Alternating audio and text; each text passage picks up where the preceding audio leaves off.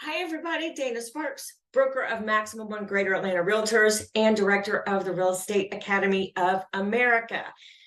Today's video is just presenting to you a brief summary in table form of how to use the GAR, Georgia Association of Realtors compensation forms in which situation. So this is not a video on how to complete those forms, but just some sort of sense or guideline of when to use which form and what all the forms do regarding broker compensation. So let me share my screen and we will dive in. All right. So I will also link this below. This is October of 2024. These forms may change in January of 2025 as the Georgia Association of Realtors seeks and receives further guidance and clarification from the National Association of Realtors regarding their forms. We have already been informed that the buyer compensation paragraphs in the brokerage agreements and the customer agreements will be changed to comply with the preliminary terms of the NAR settlement in January. NAR apparently is not happy with the way the Georgia forms have that, those fill in the blanks filled out. So stay tuned for January of 2025 on how to fill out the compensation forms and some changes coming along there. But for the rest of this year, 2024, those changes are coming in January 2025, and we will be at the Real Estate Academy of America. We will be teaching these changes in December of 2024 to prepare you for the new forms coming out in January of 2025. But we still have a few months to go here in 2024. So again, this is October 2024, and this table is just a summary of the GAR forms, Georgia Association of Real Forms, regarding broker compensation. So let me walk you through how to read this table. The first section, the first column is brokers' compensation, buyers' brokers' compensation, and seller brokers' compensation, where that financial obligation is created, what form that financial obligation is confirmed on, and what form summarizes that financial obligation from the public. The second column is financial obligation from the public to the seller's broker. And the last three columns are financial compensation to the buyer's broker. So the broker's compensation, both for buyer's broker and seller's broker, what form is that created on? Agreed to, signed, bound between the broker and the public. The financial obligation, and this is the foundation, and the other forms that we'll go through must match this consumer financial obligation. So that's this first row.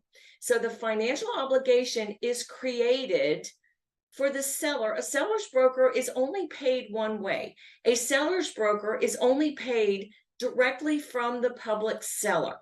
So the financial obligation, the foundation, is created to the seller's broker from the seller on either the exclusive seller brokerage agreement, the non-exclusive seller brokerage agreement, or the authorization to show unlisted property.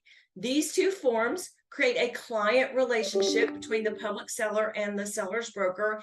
And this last form describes the customer relationship between the public seller and the seller's broker. So depending upon what relationship the parties, the broker and the seller, choose to have is what form, but they're going to sign. But on this form, the compensation is negotiated from the public seller to the seller's broker.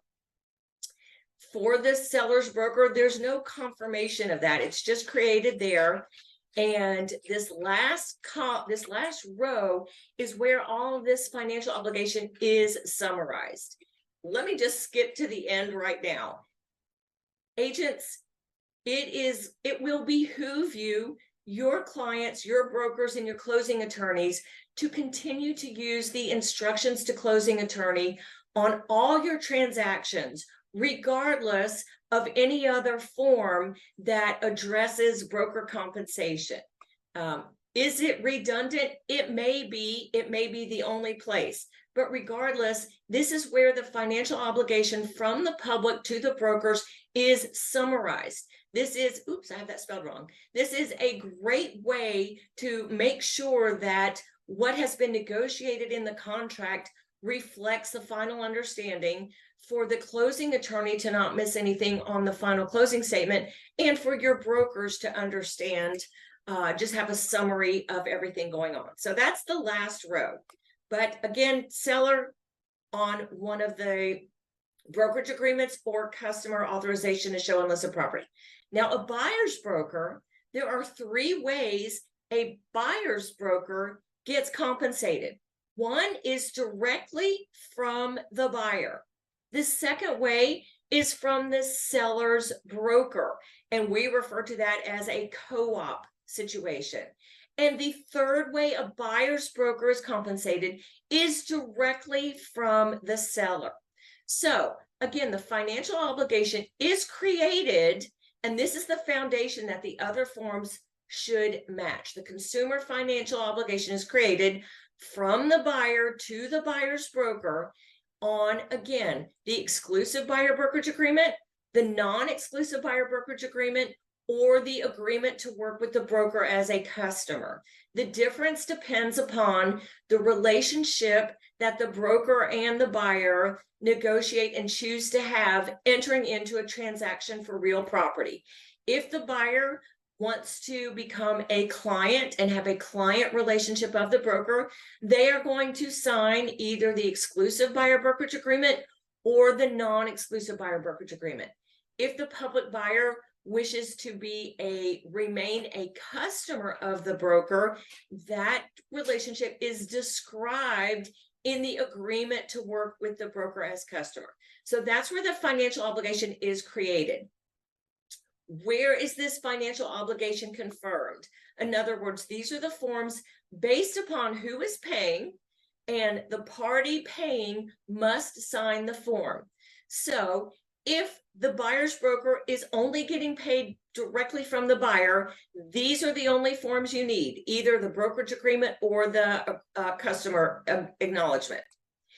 If the buyer's broker is getting paid directly, is getting paid from the seller's broker in a co-op situation, then that compensation is confirmed either on the F258 pre-showing compensation agreement or the F259 broker compensation agreement exhibit, or the instructions to closing attorney. Agents, if the buyer's broker is getting paid from the seller's broker, you do not need both the pre-showing compensation agreement and the new broker compensation agreement exhibit. You don't need both. It's one or the other. And don't take my word for it. If you read the forms, it is clearly spelled out on the form. Or that obligation is confirmed on the instructions to closing attorney. And prior to the GAR contract changes in July 1st of 2024, in a co-op situation, you're used to, that's all we did was the brokers, buyer's broker and seller's broker, sign the instructions to closing attorney. Now the financial obligation was created by the buyer up here, but it was confirmed just in the instructions to closing attorney. So now you have one of 3 forms to confirm that. And again, I suggest you summarize that on the instructions to closing attorney in addition, but you don't need both pre-showing and exhibit. You don't need both of those. Now, what if the buyer's broker, the compensation that was created from the buyer, but is being paid from the seller directly to the buyer's broker, what form confirms all of that? Well, there are several options. You can either use the parties would either sign, the seller would sign the pre-showing compensation agreement. And I have also heard from GAR that they are going to get, well, no, forget that part.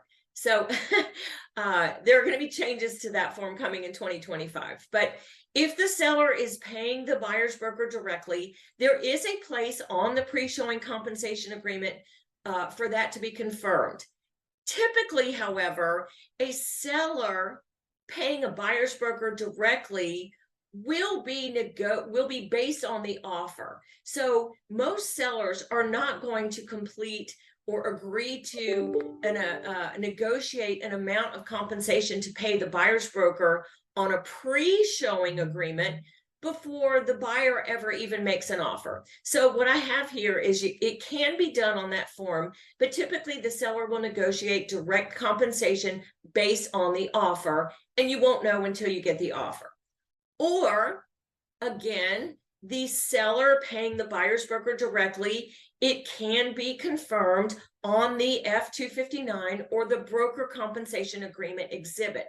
Again, this is an exhibit in an offer that comes from the buyer and may be countered from the seller. So again, the seller would negotiate that based on the buyer's offer. So it could be confirmed on the broker compensation agreement exhibit, or it could be confirmed in a special stipulation in the purchase and sale agreement itself.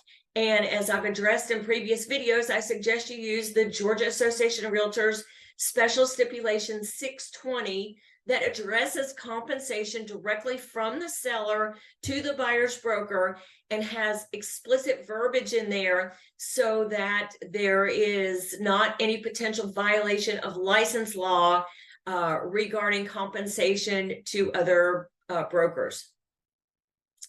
Or, and that's why I have these ors, in the purchase and sale agreement, there is a specific allowance that any seller's monetary contribution to the buyer's closing costs can be used towards a buyer's broker's compensation based on the buyer's obligation for that. Again, you would have to check with your buyer's lender and work through all of that with the lender. Or on the instructions to closing attorney, and in July 1st of 2024, the Georgia Association of REALTORS did alter that form where there is a place now on the instructions to closing attorney where if the seller is paying the buyer's broker directly, there is a place to fill that out and for the seller to sign. So again, my notes are the forms are based on who is paying. Party paying must sign the form. These are your options, and I have or, and the last row already addressed is where are these financial obligations summarized. They are summarized in the instructions to closing attorney. So again, I have previous videos on how to fill out all these forms, as well as we teach classes on that, and check with your broker. But I just wanted to share with you that chart, that table that hopefully will help you to guide you through the forms, the various options that the Georgia Association of REALTORS has made available to agents in Georgia. And again, this is October of 2024. Please stay tuned. There are going to be some relatively major changes to the compensation obligation paragraphs, especially in the buyer brokerage agreements and the buyer customer acknowledgement. We will be teaching those classes December of 2024 for those changes coming out in January of 2025. Thank you so much for watching. Dana Sparks, broker of Maximum One Greater Atlanta Realtors, satisfying your needs with service, innovation, and education. Bye. If you like that video, check out the one here. If you like the content on this entire channel, please click here to subscribe. I try to take even the most complicated of real estate situations and make them crystal clear. See what I did there? Real estate made crystal clear. Thank you guys so much for watching.